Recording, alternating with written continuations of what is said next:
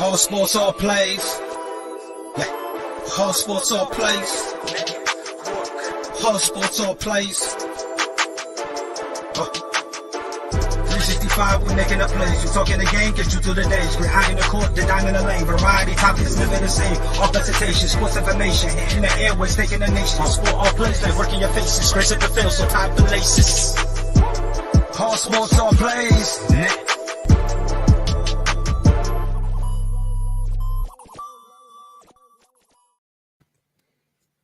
Hey, what's up, everybody? Welcome to another episode of Loose Lugs.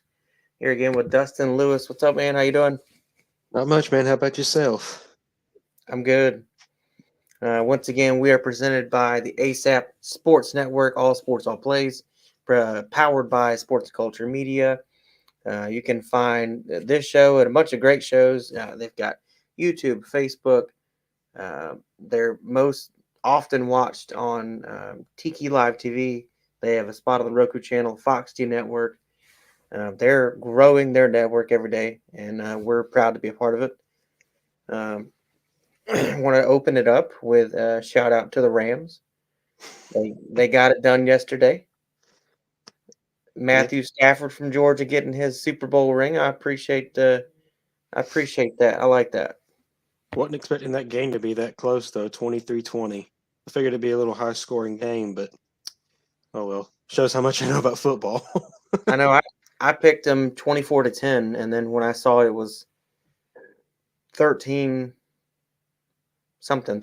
maybe. I was like, well, my score's already wrong, but you know. Yeah, but anyway. Again, Rams won it. Bengals, they had it. They had a chance, and well, they bungled it. They bingled it. Yeah, they bangled it.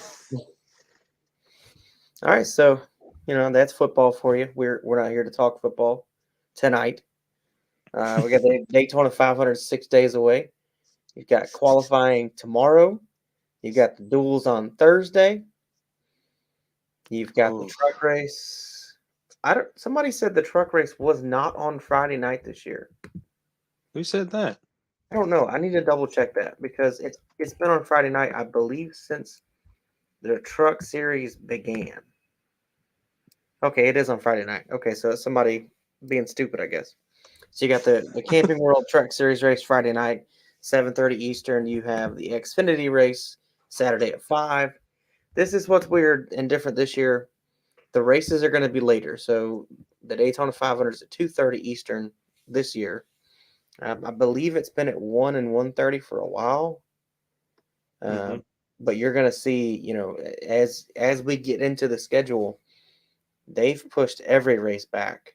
I mean, there are no races that start at 1 Eastern anymore anywhere. If you go down the list, which I'm going to bring up to make sure I don't sound like a buffoon, but I believe I read the earliest race was at 3:30 after the Daytona 500 Eastern,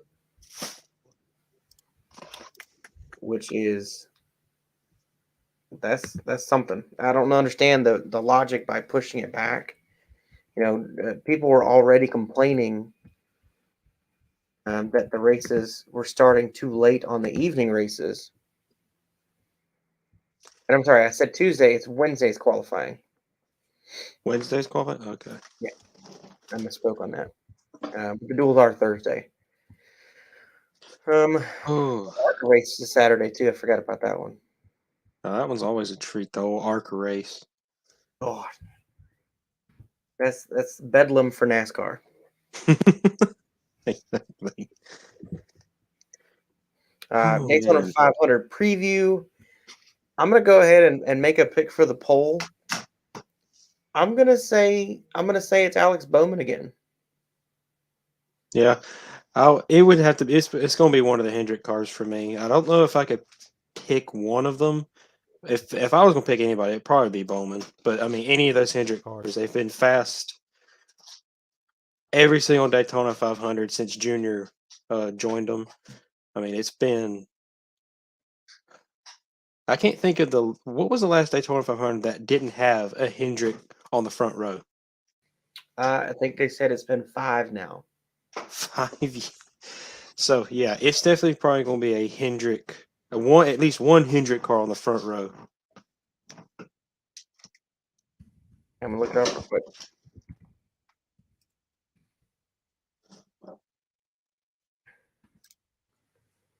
Let's see, because that's a good one.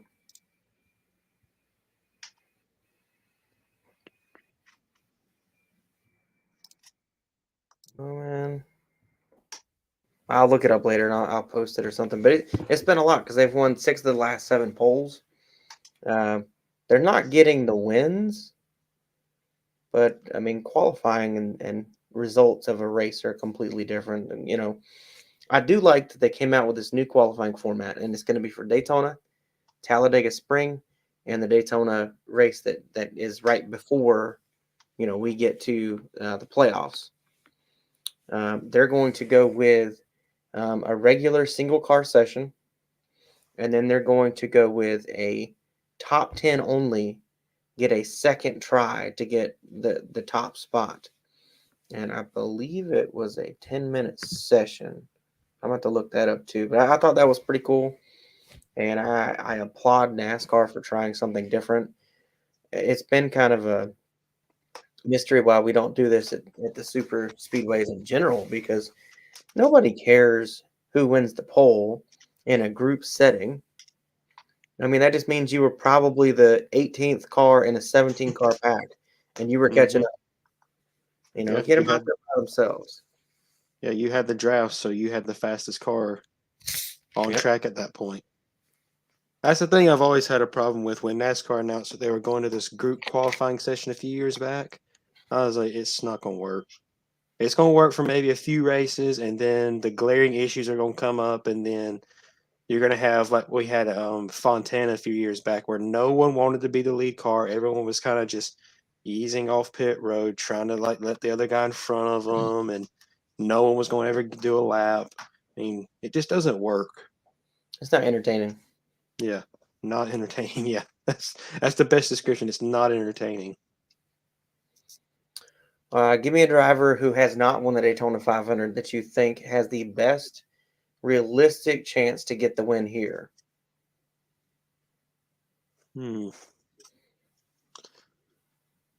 That's a really good question. If he had to tell me, like, the Clash is obviously not the same race as Daytona, but Tyler Reddick seemed to have a lot of speed in that race. But granted, it's a short track. It is a short track.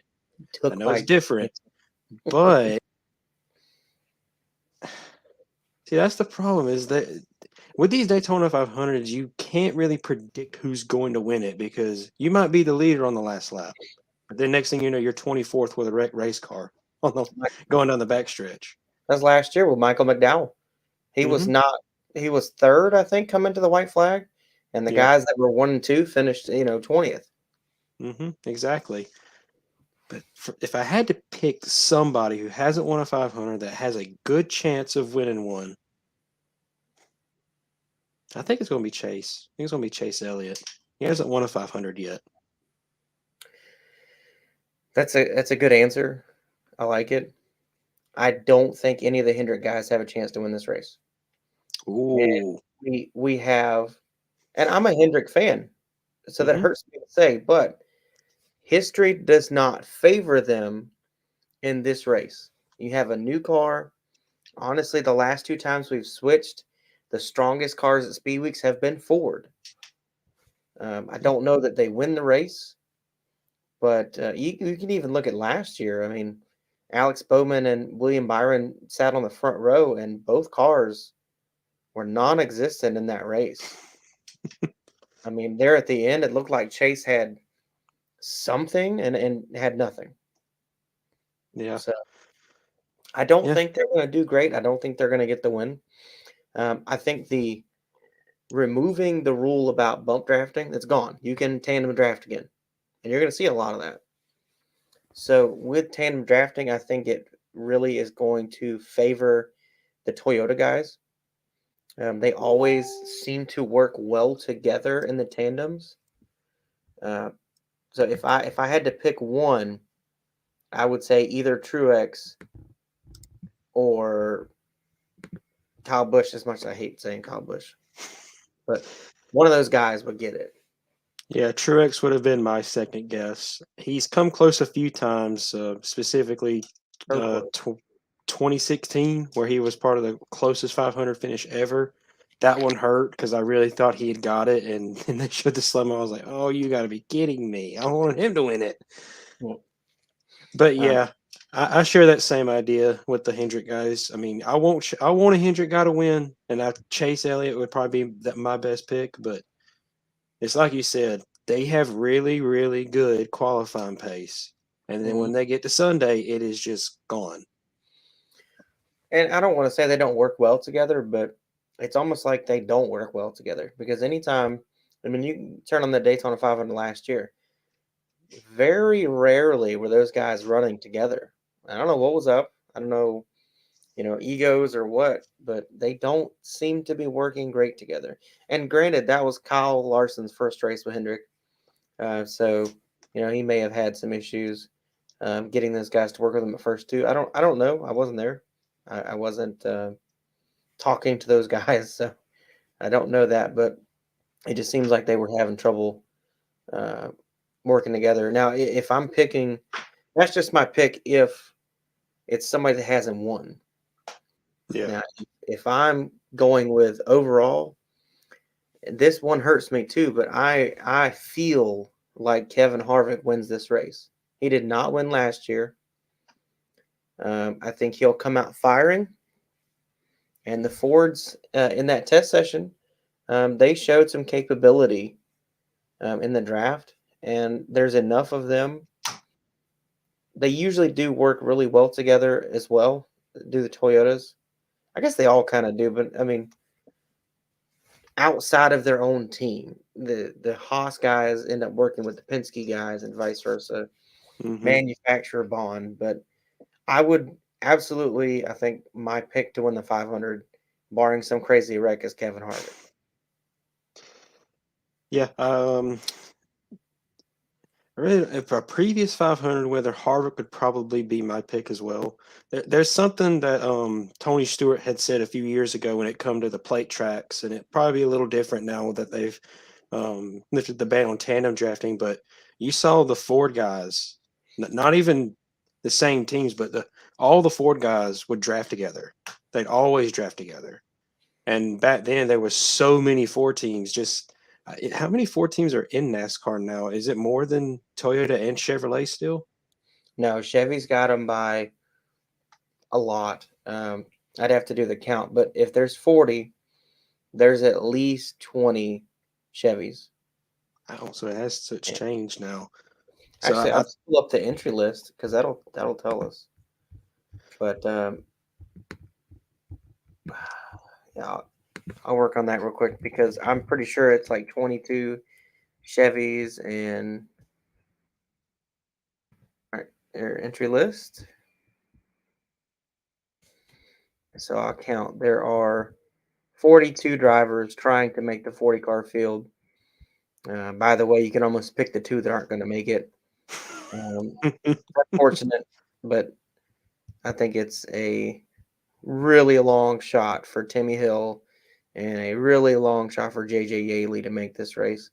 I think there's a much better bet that you're going to see Kaz Gralla and the Money Racing Team car get in there. They've got financial backing with Floyd Mayweather. Yeah. Ow, sorry. So let me count real quick. So of 42. 1, 2, 3, 4, 5, 6, 7, 8, 9, 10. Looks like 18. So they might be down a couple 18. from a year ago. That's pretty close to half the field being Chevrolets. Chip Ganassi was 2 cars and now they're 1, so that's 1 gone. Yeah. And then there's I think there's only like 10 Toyotas. Let me count those two. 1, 2, 3, 4, 5, 6, 7, 8. There's 8. 8. Yeah, there's only 8. And 4 of those are Gibbs.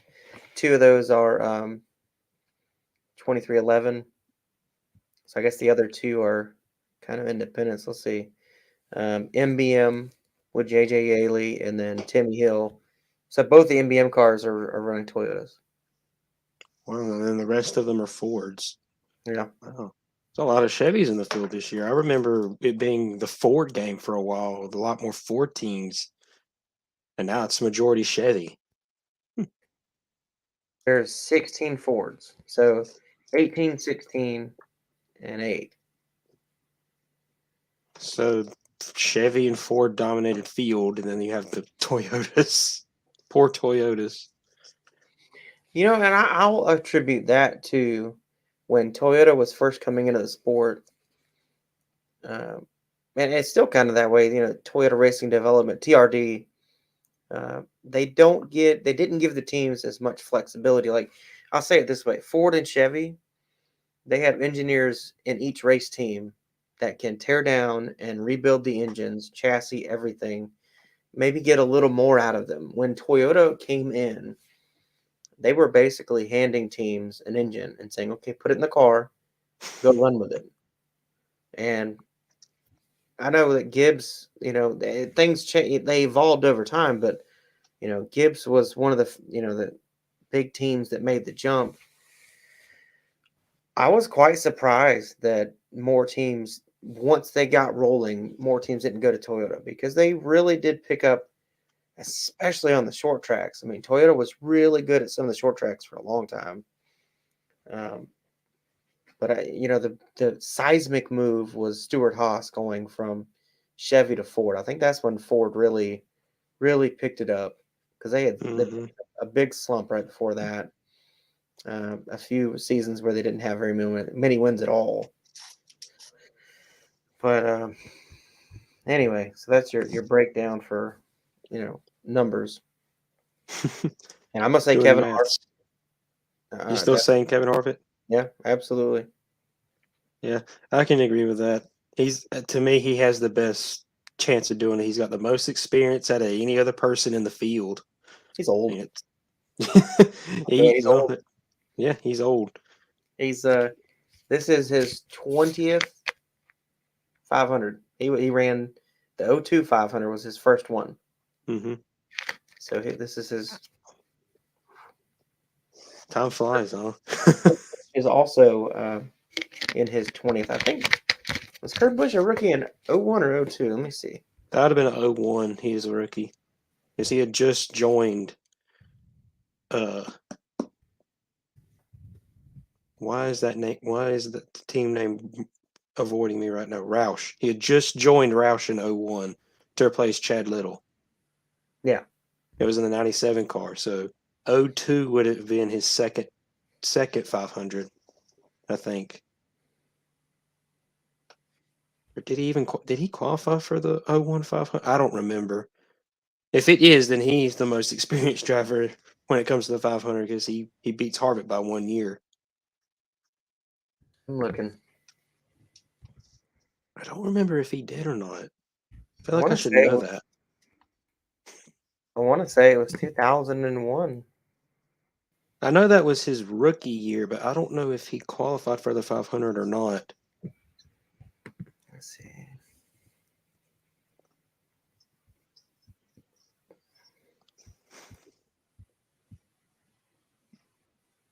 I can picture his car in the field, but I don't remember. You know what? I'll just do 2001 NASCAR standings. I think he was in the wreck that Tony Stewart took flight in. Because in one of the slow-mo shots, I think I remember seeing the 97 car in it. He ran 35 races that season. There's a chance. Yeah.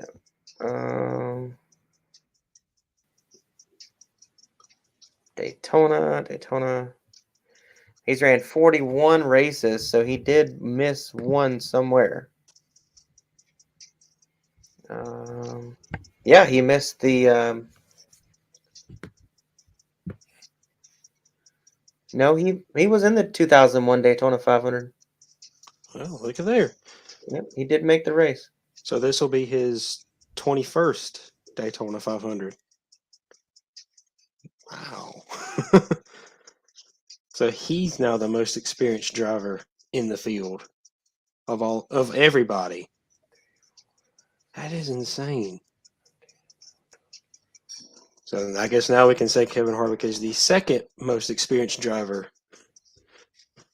in the field, and that's who we're still. Are you still You still going with Harvick? Oh yeah, Okay. I don't think 2311.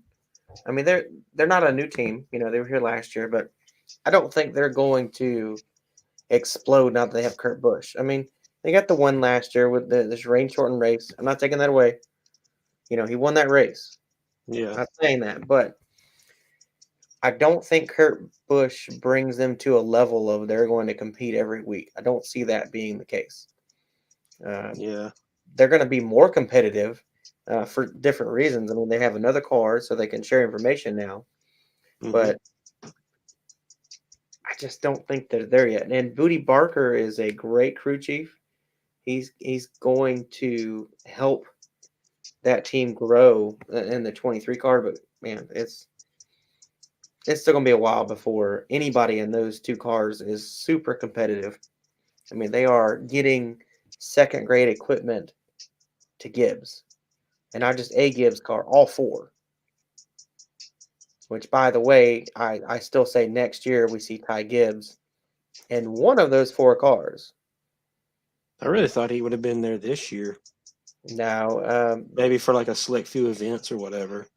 well, I think he'll do a couple under the 2311 tag, but I don't know that he's ready for that yet. I mean, we're going to see. You know, last year he lit up the Xfinity Series. You know, he won 5 out of 8 races he was in, or something like that.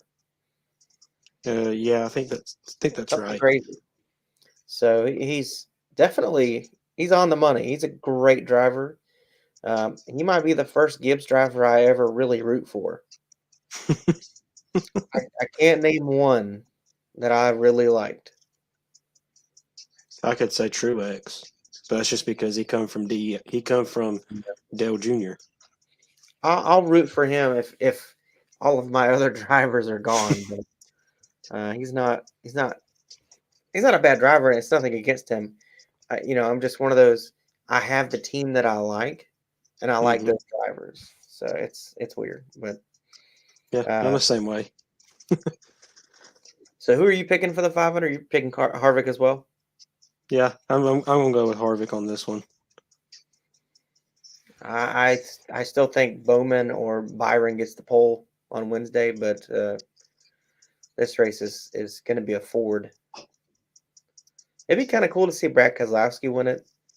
First race as a minority owner of Roush Fenway's Mhm. Keselowski Racing, but that's a long shot. Hey, it's a super speedway race. It is. Anything can happen. I could win. I could win that race. It might happen. You don't even know. That's the crazy thing about these races is we always do predictions, but these races can be so unpredictable. Any prediction you make, it could go out the window on lap one, or it could go right to the very end, and then it just explodes. I have had years where I could basically get 2 drivers in the top 5 that I thought were going to be there and one winning, and get around to turn 4 and both wreck out. And then whatever predictions I put up, they're like, this guy doesn't know anything about NASCAR. It's like, It's a super speedway race. yeah. It's not like a Texas or an Atlanta where you can go, oh yeah, these 5 guys, these are the ones you need to pick. Now, season preview. I think we're going to have different picks on that. We might. I'll throw out the history lesson. The last 2 times we've changed cars, when we went to the car of tomorrow, and they went to the Gen 6 car, Hendrick won the championship that season. Yeah. That's what, big money, big sponsors, great talent, great teams do. You get an unpolished turd, and you polish that thing until you've got a great team. And that's what they did both times. I don't think it's going to be any different. I think Hendrick wins it, but I don't think Kyle Larson wins it. I think he's going to have a great Ooh, season. I'm still going to say, he gets his 6 or 7 wins. I'm not going to say he has the season he had last year. This car was designed to spread the wealth, to give more drivers a chance to compete with the big boys. mm-hmm. Uh, I think William Byron makes a big step in the right direction this year. I think he gets a few more wins. I think Chase Elliott wins the championship this year. I think he gets back. I think Really? I think he sees what he didn't have on the table last year when Kyle Larson stepped in, and he's going to go through that phase of, that was me the year before. I can do that again. And I think he steps up, and I think he's the one that wins 7 or 8 races, wins the title. Yeah, I mean, we kind of had the same idea, but I think you're leaving out someone in particular. I think you're leaving out Alex Bowman. Now, granted, to be fair, he's not the most consistent driver on the grid. That's true. I mean, we saw last year. I think he had 4 wins last year, and he wasn't in the round of. Did he make it to the round of 8? I don't think he did. Did he? Yes. He did. I don't think he. Hang on, let me look. I know. I don't think he did because at Martinsville, I don't think he was in it, and he won that race. And that was the race before the championship 4, the last race of the season. You're right. Byron and Bowman were eliminated going into the round of 8. Oh, look at there. I think Bowman is going to have a good year, a way better year. I think he might be in the Final 4 with Chase Elliott. I think Kyle Larson will give it a run for Bowman's spot. I just don't think he's going to do it. I just don't think so. We saw. I mean, he was dominant last year. He was dominant. I just don't think it's going to translate this year. I think he still get wins, but I don't think he's going to make it to the Final 4. I just don't think he's Bowman. I'm sorry, not Larson. Bowman he's a great driver. And you look at those 4 wins, 3 of those races, I would say he really did have a really good car. That Richmond race, though, that was just right place at the right time. And I'm not taking the win away. You still had to be there to win it. Mm-hmm. But there is no consistency. If you win 4 races in a year when a guy like Denny Hamlin won 0 until the playoffs, Kevin Harvick won 0 the entire season, and you're still outside the top 8 going into the playoffs in actual point standings, you're not having a great year. You're just getting sporadic wins. When he That's true. shows me that he can show up to a place like what's a good track like Dover. He gets a win at Dover, then we'll talk. That is a race car driver's track. Absolutely. Yeah, I will agree with that. I think he's going to clean up his consistency. I really do. I mean, again, he was very inconsistent last year. Guys like Denny Hamlin and Kevin Harvick beat him. I concede that. But then again, we see drivers that, have a very shaky start. Once they mature and they get a few years under their belt, you really see them come out swinging. I mean, we saw it with Martin Truex Jr. He come in a 2006 and 2007, 2008, 2009, didn't really have anything spectacular. Had that 1 win at Dover. And then 2017, he just comes out swinging, annihilates everybody, and wins a championship. On a single car team. On a single car team on the way out. I mean, I'm not saying Bowman's going to have that kind of year, and I'm not saying he's winning the championship, but I think you probably want to keep him close just in case. I think of the 4 Hendrick drivers, I think he has the worst season of all 4. Oh. I think William Byron takes that. He showed, I mean, the guy was in 11 straight top 10 finishes at one point last year. I think so, yeah. Byron. I mean, he's got the consistency. And it's not like they were at Daytona 11 times. I mean, this was a variety of every track we could have had. and every time he was in there, the guy, I don't want to get ahead of myself, but he really is starting to remind me of a really young Jeff Gordon. I mean, he's a driver that can drive anywhere. Yeah. I No, think I he can gets agree with 4 that. wins this year. I think he gets 3 wins. I think Bowman gets a win. I'm sorry, I can't force myself to say Bowman's going to have the big step up year. I think Elliott reclaims the crown. I'm telling you that Harvick, if he doesn't win the Daytona 500, Harvick gets 3 or 4 wins this year. Yeah, I agree with that. I think he bounces back great. The Gibbs guys are going to get their wins. I just don't know about Bowman being the ringer. Yeah. Well, I mean, again, difference of opinions is difference of opinions. I think Bowman's going to do it. You don't think he is? Who do you think is going to have the other 2 Final Four spots? You think it's going Um, to be like last year with Gibbs locking them out, or? no, I think there's no way Ford doesn't have a car in it this year. I agree. I I think agree. Logano's going to be that guy. He's the bell cow Ford driver at this point. hmm Yeah. Harvick's ending. I think Harvick retires after this year anyway. I think this is his last rodeo. You've got Ryan Preece who's sitting there as the backup driver. And by no means am I saying Ryan Preece is set to take his spot. No means. But you don't get a guy in that position and have him on standby if you're not expecting someone to retire. It's a plan B and C. So when Well, he we does, do know that Eric Almirola's retiring. yeah, he's gone too. But they've already got somebody for that ride. I'm very confident they've already handpicked Riley Herbst to be the driver of that car. Fair enough. Fair enough. Now for Harvick's replacement, if Harrison Burton didn't go to the Wood Brothers, I would have said Harrison Burton would probably be my choice. Looking at the guys in the Xfinity series now, because that's what they need. They need a youth movement at Haas. They are 2 veteran drivers and 2 young guys that are. I just don't have faith in Cole Custer. Yeah, I kind of have to agree with that too.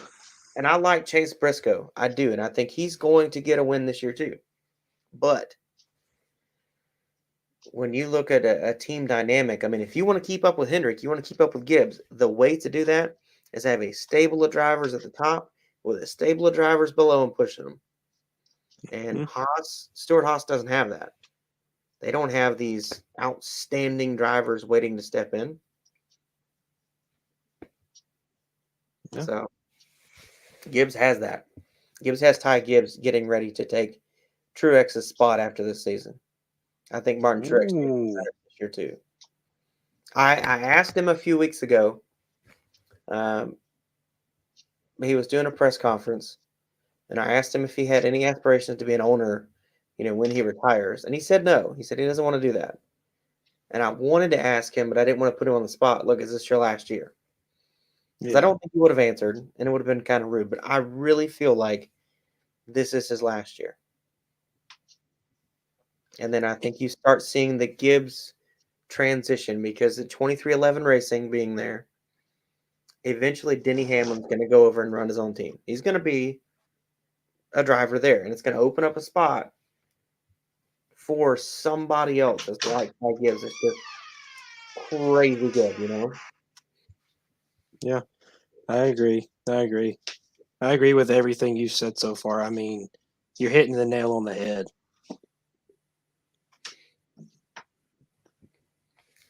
And I do agree with your pick of Logano being a part of, having a Ford in the Final Four. I agree with that too. Even though I don't like him, No, me either. there's no doubt that kid can drive a race car.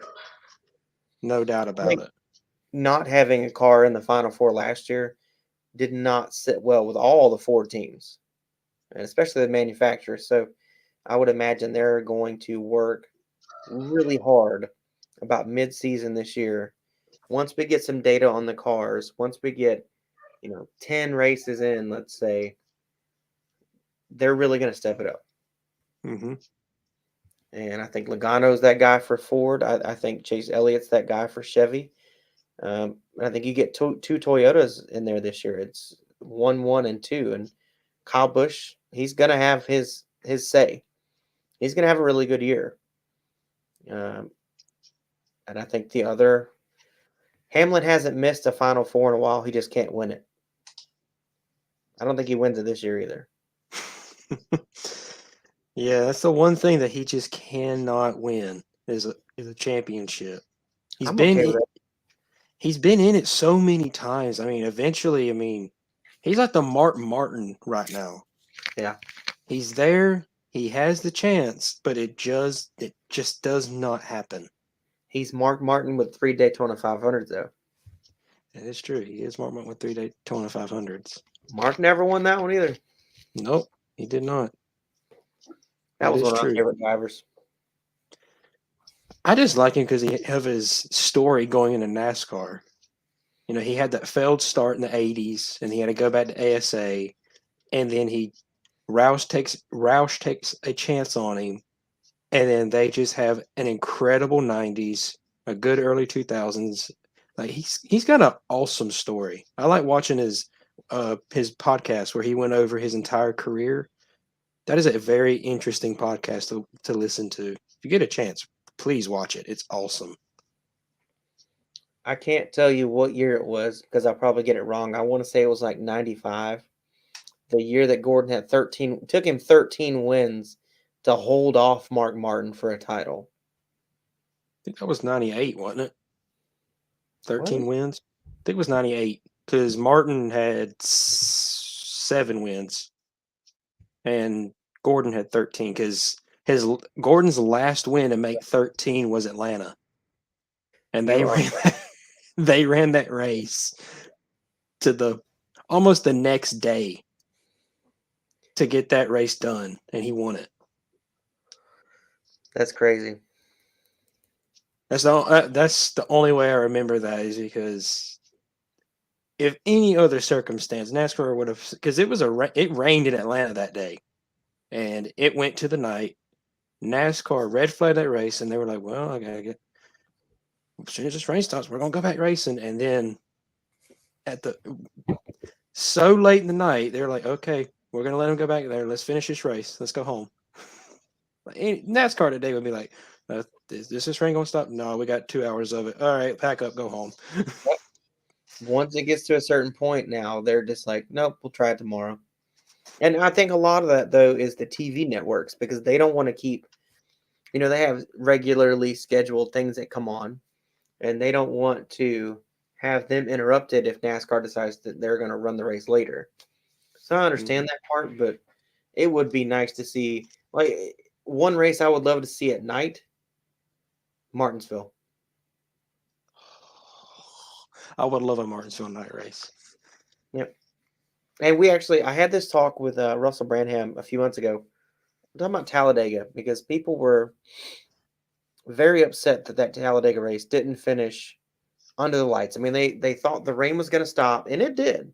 The rain stopped shortly after, they called the race. But the thing was, there are no lights at Talladega. Mm-hmm. They can't push a race to the next day that has already made 50% in hopes of finishing it. That's not how it's designed to work. It's not the way the rules work. Sorry, got something on my nose. The way the rules work, you run a race to halfway.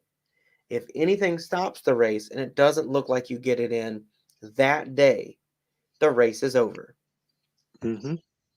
So we were talking about lights at Talladega and all the reasons why there will never be lights at Talladega. It's not going to happen.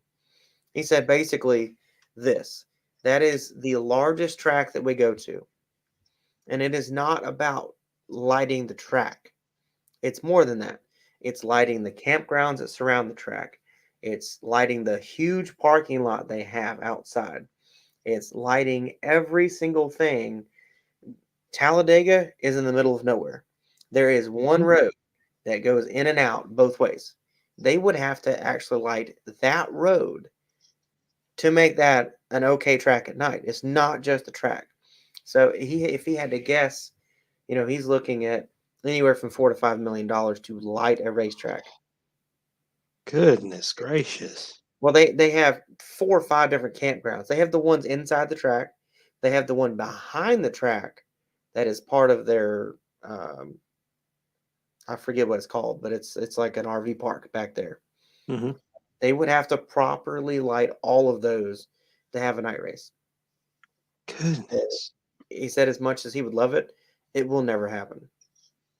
Nobody's going to spend that kind of money when we could run the race during the day just fine and make the same amount of money. Yeah. That's a good point. That's a very good point. I Yeah. guess the nighttime Talladega races will have to stay on the NASCAR Thunder games, I guess. God, it was so much fun. Yeah, I remember when you could run those races backwards too. They Really? actually had an option, yes, in one of the games, they had an option to run the track backwards. And we There, did that I want to say we did that at Pocono. oh my And God. that place is insane backwards because you're thinking, okay, you got 3 and 4. Like, that's easy. But the short shoot's okay. Turn 1 backwards is almost impossible. It is Yeah, totally different. I believe it. There was a track on I want to say it came out with 03, but I think that's wrong. It was a 3-mile trial oval, but you ran it backwards. And the speed you would hit on that racetrack was Ridiculous. dumb. Like when I say ridiculous, I'm talking I only ran one race on that track ever, and I think the top speed was like 245 or something stupid like that. I'm like, there is no way NASCAR would ever build a track like this. No way. Well, when we had NASCAR '08, I don't know if you ever played that one. I have. There was a glitch to where if you did your engine all the way but 1 notch, you could do 230 around Daytona and Talladega I've done that glitch. with I the have done that 3-gear setup. I have done that glitch. Don't know why in the world doing that makes that happen, but it's so fun when it does. There was another thing if you damaged your car, and I think it was only with the car tomorrow. If you managed to take the wing off somehow, the car would be ridiculously fast in a straight line. But as soon as you got in the corner, that thing would just not turn. Yep. I'd always take the wing off because I'll be like, all right, we're going to go fast. And you get like 212 going into the corner. And like, yeah, it's going to turn. And it just doesn't turn. Goes right in the wall. Yep. Good times. There was some great games. I just wish they made good games today. NASCAR Well, 21's not that fun. that's a big negative. We kind of went on a ramble there for a little bit. Yeah. I mean, look, this game they have now is awful. I don't know if you've played it. I have. Not good. Not good. There's a lot of glitches. They don't even allow you to do car setup. And that's No. what's fun to me is you get in there and you start messing with the setup and try to get faster. Everybody has the exact same setup and it sucks. Mm-hmm. And it really don't help that the game itself has a really good base. They used R Factor 2. That's a really good sim. No one's going to dispute that, but the game is just not fun to play. It does one thing very accurate. One thing. And that's when you go to one of the mile and a halves, the racing is just about as boring as anything. Yeah. It is 180 around the track, nonstop. I don't know how they do it. I don't know. They're hoping next year's game is different. They're hoping next year's game has a lot more into it. I'm not buying it. This game was supposed to be the change all game. I mean, it's not like they didn't have experience. They helped with NASCAR Heat 5 and then took over. So Exactly. I give up. Anyway, I think we're pretty much done here. Yep. Hope you guys have a good Valentine's Day, and keep it on the news channels because NASCAR's back, and you're going to see all kinds of cool stuff coming out. So ready. 6 days, man. Already. 6 days. But The on season starts. on behalf of Loose Lugs for Dustin and I, presented by the ASAP Sports Network, powered by Sports Culture Media. Check us out on YouTube. They have a Roku channel, Tiki Live TV, Apple TV channel. They're in a lot of different places. Fox T Network. Check them. There's so many good shows. You guys have a good evening. We will catch you next Monday with the winning results.